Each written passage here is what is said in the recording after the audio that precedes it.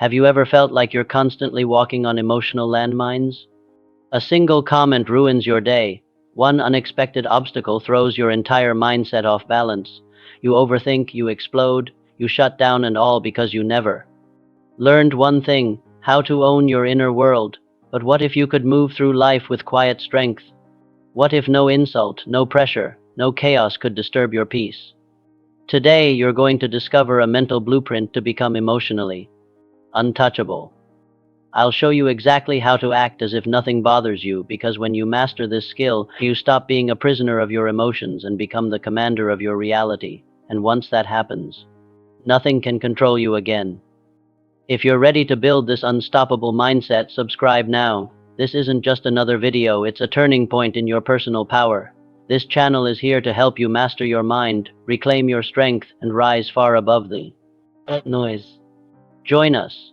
True strength isn't about being loud, reactive, or aggressive, it's about being unmoved.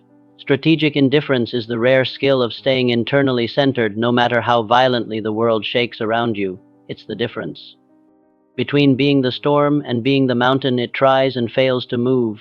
When you allow every opinion, inconvenience, or failure to affect you, you're not living. You're performing for approval, reacting like a puppet. Strategic indifference is about cutting those strings, emotionally detaching not out of apathy, but out of clarity. You stop reacting and start choosing. Understand this: you are not your emotions. They are visitors, not rulers. The power lies in observing them without obedience. When you stop handing out your peace like candy to whoever provokes you, you reclaim a force most never experienced: command over your inner state. Emotional chaos is predictable in those who never trained their mind, but imagine being that one person in the room who doesn't flinch when challenged. You don't need to prove anything, your stillness speaks louder than noise. That is strategic dominance. That is real presence. Strategic indifference is not weakness. It is the strongest position on the chessboard. You control yourself, which means others cannot. You act, not react. You speak because it's needed, not because you're triggered. And in a world addicted to drama, that silence becomes power. So ask yourself now, what still has the power to move you emotionally? And what if you trained your mind to simply not respond unless it serves your mission? Because that's what we're doing here, installing a system of inner command that makes you unshakable. Every external battle you face, criticism, failure, rejection, originates first in the mind. Before fear hits your chest, it was a thought. Before anger explodes, it was a belief. Control your thoughts, and you preempt the war. Lose that control, and you're defeated before you begin. Most people are mental drifters, reacting to life as if their thoughts are passengers, not weapons. But your mind is a forge. What you think repeatedly becomes your reflex. You either train your mind with discipline, or it gets hijacked by chaos. There is no neutral ground. Imagine your mind like a battlefield. If you walk onto it unarmed, untrained, you will surrender every time to fear, to doubt, to insult. But if you enter with strategy, clarity, and emotional armor, you don't just survive, you command. You turn storms into data. Here's the truth: thoughts are not random. They are patterns, and patterns can be rewritten. The moment you become aware of your thinking is the moment you start owning your outcomes. Mental mastery begins with radical responsibility. I created this. I can change it. When someone offends you, the emotion that erupts was already wired in. They didn't create your anger, they revealed your lack of training. Let that sting, because it's the wake-up call you need. Every reaction is a mirror showing you where you haven't taken command yet. So here's the challenge: watch your thoughts. Don't trust them blindly, test them. Every time you feel yourself slipping into emotional reaction, interrupt the pattern. Ask, is this thought serving my mission? If not, destroy it. That's how a warrior trains for peace. Failure is not your enemy, it's your raw material. It's feedback, not identity. Weak minds personalize it. Strong minds study it. Every setback contains coordinates. If you're emotionally reactive, you miss the map. If you're calm, you find the lesson and the next move. Your pain isn't punishment, it's information. When you detach from ego, you gain clarity. The failure didn't break you. Your expectations did. Reframe it. Say, this is a lesson. This is leverage. This is where I train deeper. That's how you weaponize adversity. Reacting emotionally to failure means you expected ease. That's your first flaw. Mastery begins when you expect resistance and train for it. The person who expects smooth roads is always shocked. The one who expects obstacles is never rattled, only redirected. Understand this. The strongest achievers don't avoid failure, they convert it. They extract wisdom, build strategy, and move again faster and smarter. Their emotions don't slow them down. Their mind runs the mission. They use failure as a forge, not a graveyard. Think of Edison, over 1,000 failed prototypes, none of which he saw as loss. He said, I found 1,000 ways it doesn't work. That's a reframed mind. That's detachment in action. He wasn't chasing comfort, he was married to the outcome, not the method. So ask yourself, do you fear failure because it hurts, or because it exposes your lack of emotional discipline? Next time you fall, don't spiral, study, don't collapse, calculate. The ones who win are not the ones who never fall, but those who never flinch when they do. You don't act according to what's real, you act according to what you believe is real. And beliefs are formed by repeated images in your mind. If you constantly replay failure, rejection, or chaos, you program your identity to expect it. You become your own saboteur. Visualization is not daydreaming, it's mental construction. Athletes, generals, leaders, they all rehearse outcomes before the battle. When you vividly imagine staying composed under pressure, walking away from insults, commanding silence, you install those traits into your system. Thought becomes reflex. The mind can't distinguish between reality and what you emotionally visualize with intensity. That's why fear works, it projects a vivid negative image. Use the same tool on purpose. Feed your mind an image of poise, strength, and indifference and repeat until it becomes your baseline. If your identity is still reactive, it's because your self-image is weak. You see yourself as a victim of emotion, not the architect of state. Fix that blueprint. Ask yourself, who do I become when I no longer seek validation? Then see it, feel it, be it now. Identity isn't static, it's a software. You can update it with input and repetition, but most people rehearse the wrong script. I overreact, I can't help it, that's just me. No, that's just untrained programming. Delete the story. Write the version of you that's bulletproof. So here's your command. Spend 5 minutes daily visualizing your calm under fire. Picture yourself smiling when attacked, thinking clearly in pressure, walking away in peace. Make that vision vivid, emotional, repetitive. That's not fantasy, that's the foundation of transformation. Emotional freedom doesn't mean you feel nothing, it means nothing owns you. Conscious indifference is the art of choosing where your energy goes. Most people spend it on noise. Opinions, imagined threats, you. You allocate it only to what fuels your mission. The brain evolved to overreact, it kept us alive in tribes. A frown could mean exile, a mistake could mean death. But today you're not running from tigers, you're responding to emails, traffic, social media. Yet your nervous system fires like you're in war. That's outdated code, conscious indifference. Rewrites that code. It says, just because my body reacts doesn't mean I must. You observe the signal, assess its worth, and decide. That pause, that sacred space between stimulus and response is your liberation. That's where emotional power is forged. Ask yourself, does this moment truly threaten my future? If the answer is no, release it. You don't fight every battle. You don't argue every point. Indifference is not weakness, it's intelligent energy management. And your focus is too valuable to waste on the irrelevant. People who respond to everything have no strategy. They burn out in low-stakes wars. But those who master conscious indifference become enigmas. While others chase validation, they radiate presence. While others seek control, they remain untouchable. Stillness becomes their signature. Start filtering your attention like your time, because it is. If it doesn't move the needle, protect your peace. If it doesn't align with your vision, let it pass. Master this principle, and you don't just feel better, you become unshakably powerful from the inside out. Approval is the most socially accepted form of self-betrayal. You mold yourself to fit expectations, chasing applause that loses meaning the moment it's received, and while you're busy trying to be liked, your power leaks. Freedom begins where the need to please ends. The desire to be validated is rooted in fear of exclusion, judgment, irrelevance. It hijacks your decisions, filters your voice, and silences your truth.